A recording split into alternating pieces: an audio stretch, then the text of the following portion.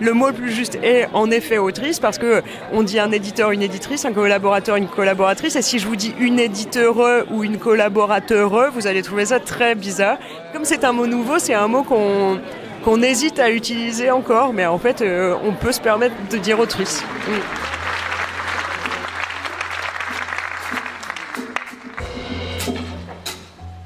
Moi, Angoulême, c'est important dans mon parcours, puisqu'en effet, j'ai étudié à Alésia pendant 3 ans. J'y ai étudié la bande dessinée.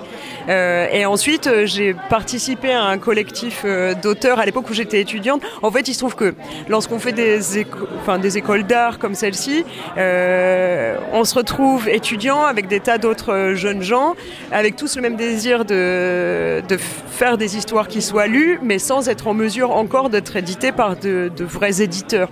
Donc la plupart du temps, on se réunit en collectif et on entreprend de s'auto-publier. Et en fait, moi j'ai fait mes premières armes à Angoulême dans l'autopublication et dans le fanzine, avec des copains, mais qui on avait monté du coup un fanzine qui s'appelait La Maison qui pue, et parce qu'on avait une colocation dans une maison qui a eu des tas de problèmes et ça faisait rigoler tout le monde. Au départ, avant même d'être un fanzine, c'était en fait l'endroit où on allait tous un peu, où tout le monde venait faire la fête parce qu'on était 6 en colocation. Et du coup, mine de rien, quand bien même c'est un peu rigolo et un peu potache, il se trouve que moi j'ai fait mes premières expériences quand même de publication par ce biais, puisqu'on publiait un collectif chaque année à l'occasion du festival d'Angoulême, et que ça a duré 6 ou 7 ans, quelque chose comme ça, même si entre-temps, on a tous quitté Angoulême pour aller vivre à gauche, à droite, quoi. Mais cette envie de faire de la BD un métier, c'était avant Alésia, avant Angoulême, ça vient de l'enfance, l'adolescence ? Alors, d'en faire un métier, je sais pas. Moi, je sais que j'ai toujours eu envie de raconter des histoires et qu'en fait, je ne sais pas si...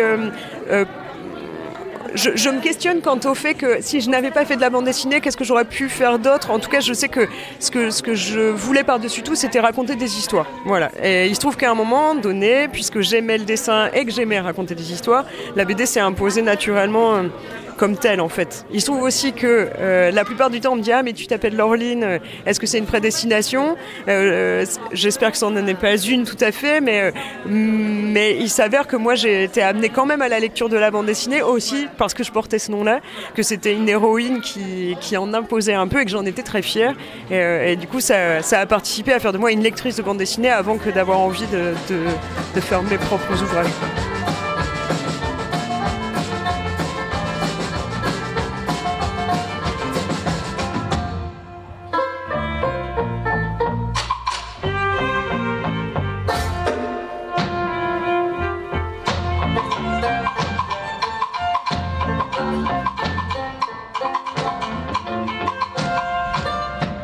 Depuis quelques années, je travaille de plus en plus en collaboration avec des musiciens et avec des comédiens pour des spectacles qui s'avèrent être la plupart du temps des spectacles où je dessine, parce que je ne sais rien faire d'autre que ça.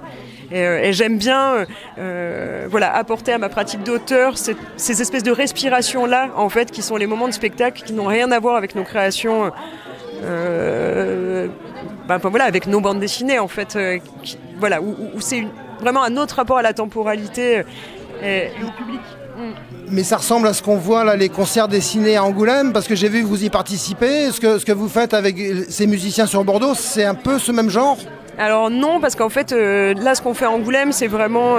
alors, c'est quelque chose de toute façon de très éphémère. On le joue le temps du festival. On est obligé d'aller extrêmement vite et on dessine à 3, voire 4 personnes par format en 3 minutes. Donc, on est obligé de trouver juste une efficacité de dessin, mais avec un dessin qui n'est pas forcément représentatif du rapport qu'on a à l'image, en fait. Or, moi, maintenant, les spectacles sur lesquels je travaille, c'est vraiment des spectacles qu'on travaille très longtemps en amont. Je fais des temps de résidence avec les comédiens ou avec les musiciens avec lesquels je travaille. Et chaque image est vraiment pensée en fonction du rapport que moi j'entretiens avec l'image et de la façon dont j'aime composer une image. Quand bien même je m'adapte évidemment à la rythmique du spectacle, parce que c'est ça aussi le plaisir. Mais c'est un rapport vraiment différent, et tout simplement aussi parce que je suis seule à dessiner.